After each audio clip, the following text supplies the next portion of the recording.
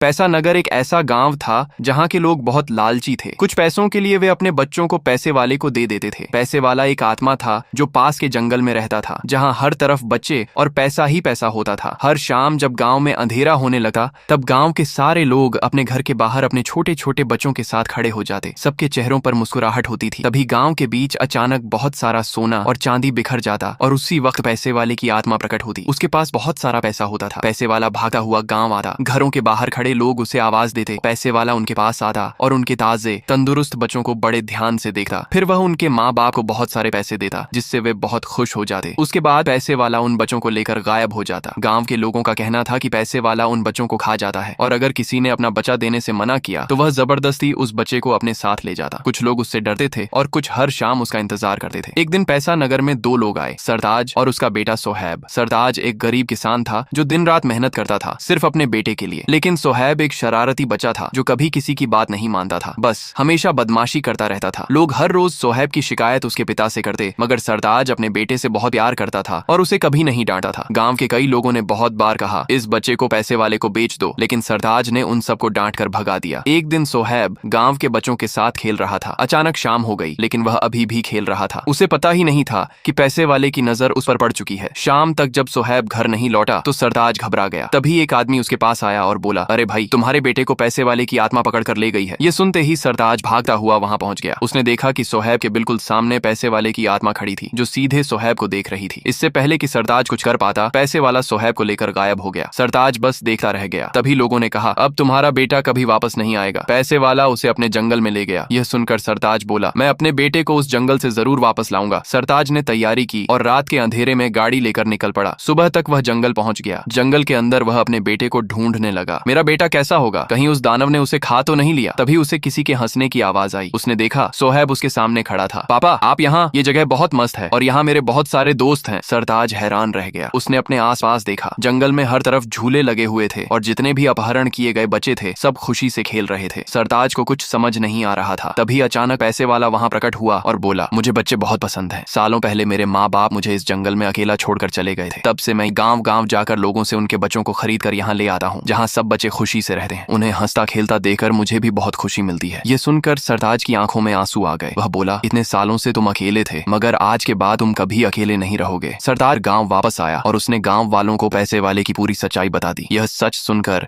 गांव के लोग रो पड़े। जिसे हम सालों से शैतान समझते थे, वह तो एक मासूम इंसान था। उस शाम पूरा गांव जंगल पहुंच गया। पैसे वाला उन सबको देखकर बहुत खुश हुआ। सरताज और सोहैब मुस्कुराकर बोले, आज से तुम अकेले नहीं हो, सब तुम्हारे साथ हैं।